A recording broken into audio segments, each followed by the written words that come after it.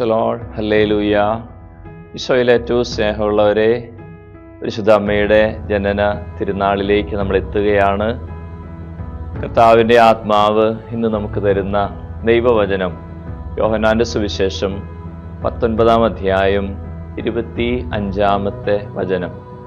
യേശുവിൻ്റെ കുരിശിനരികെ അവൻ്റെ അമ്മയും അമ്മയുടെ സഹോദരിയും ക്ലോപാസിൻ്റെ ഭാര്യ മറിയവും മഗ്ദലേന മറിയവും നിന്നിരുന്നു. പ്രിയമുള്ളവരെ, കർത്താവിൻ്റെ വചനം നമുക്കിത് തരുന്ന സന്ദേശം, പരിശുദ്ധ അമ്മ ഈശോയോട് ചേർന്ന് നടന്നവർ എല്ലാം നിൽക്കുന്ന സ്ഥലം വളരെ പ്രധാനപ്പെട്ടതാണ്. കുരിശിൻ്റെ അരികെയാണ്, യേശുവിൻ്റെ കുരിശിൻ്റെ അരികെ. ക്രിസ്ത്യാനി, നീ വിളിക്കപ്പെട്ടിരിക്കുന്നത് കുരിശിൻ്റെ തണലിൽ വളരാനാണ്. ഈശോയുടെ കുരിശ് വിട്ട് നീ യാത്ര ചെയ്യരുത്. കുരിശിൻ്റെ സംരക്ഷണമാണ് നിൻ്റെ ഈ ലോക ജീവിതത്തിൻ്റെ യഥാർത്ഥ സംരക്ഷണം. ആരെല്ലാം അവിടം വിട്ടുപോകാൻ നോക്കിയോ അവരെയെല്ലാം കർത്താവ് തിരിച്ചു കൊണ്ടുവരുന്നത് നമ്മൾ കാണുന്നുണ്ട്. ശിഷ്യപ്രമുഖനായ പത്രോസാണ് അപ്രകാരം കർത്താവിൻ്റെ ഭാഗത്തു നിന്നൊരു പ്രതികരണത്തിന് കാരണമാവുക.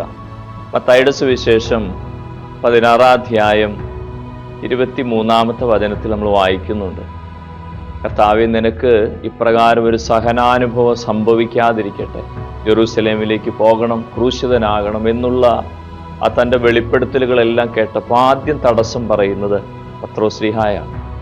കർത്താവിൻ്റെ കുരിശിന് തടസ്സം നിന്നപ്പോഴാണ് പത്രോസ്ലീഹായെ ഈശോ ഇപ്രകാരം വിളിച്ച്, സാത്താനെ, നീ പിന്നിൽ പോവുക, നിന്റെ ചിന്ത മാനുഷികമാണ്. പ്രിയമുള്ളവരെ, കർത്താവ് കുരിശിനെ വിട്ട് യാത്ര ചെയ്യുന്നവരെ സാത്താനെ എതിരെ പ്രയോഗിച്ച അതേ വചനമാണ്. മത്തായി സുവിശേഷം 4:10 സാത്താനെ, നീ ദൂരെ പോവുക എന്ന് പറഞ്ഞ അതേ വചനം പത്രോസ്ലീഹായ്ക്കെതിരെ ഈശോ പ്രയോഗിക്കുകയാണ്. നാം ഓരോരുത്തരും തിരിച്ചറിയേണ്ടത് കുരിശ് വിട്ടുള്ള യാത്ര അത് ക്രൂശിതനെ വിട്ടുള്ള യാത്ര തന്നെയാണ്.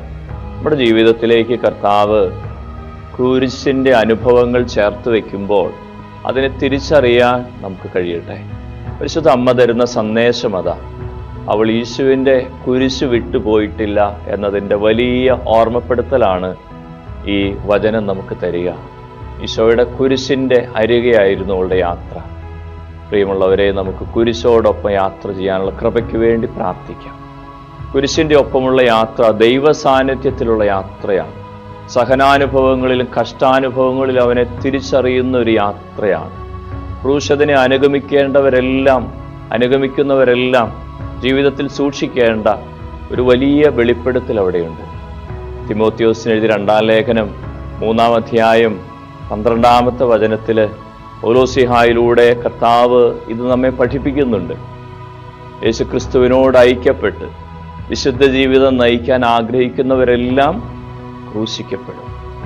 അതൊരു വലിയ ഓർമ്മപ്പെടുത്തലാണ് പ്രിയമുള്ളവർ. അതുകൊണ്ട് ഈശോയോട് ഐക്യപ്പെടാൻ ഈ ലോക ജീവിതത്തിൽ ലഭിക്കുന്ന അവസരങ്ങളെ തിരിച്ചറിയാൻ നമുക്ക് കഴിയട്ടെ. അതിൽ നിന്ന് ഓടി അകലാതിരിക്കാനുള്ള ഒരു കൃപ നമുക്ക് ലഭിക്കണം.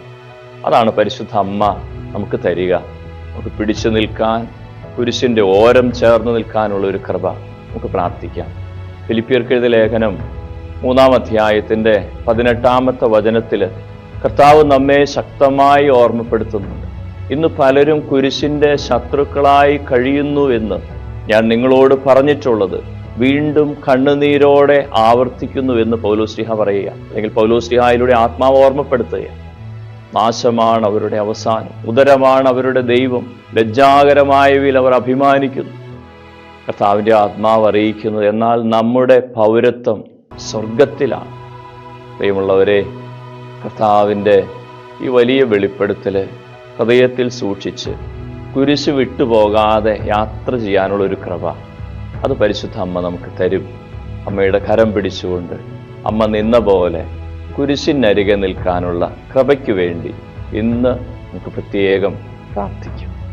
നമ്മുടെ കർത്താവ് യേശു മിശിഹായുടെ കൃപയും പിതാവായ ദൈവത്തിൻ്റെ സ്നേഹവും പരിശുദ്ധാത്മാവിൻ്റെ സഹവാസവും പരിശുദ്ധ അമ്മയുടെ സംരക്ഷണവും നിങ്ങളെല്ലാവരോടും നിങ്ങളുടെ കുടുംബങ്ങളോടും കൂടി ഉണ്ടാകട്ടെ, ഇപ്പോഴും എപ്പോഴും എന്നേക്കും. ആമേൻ.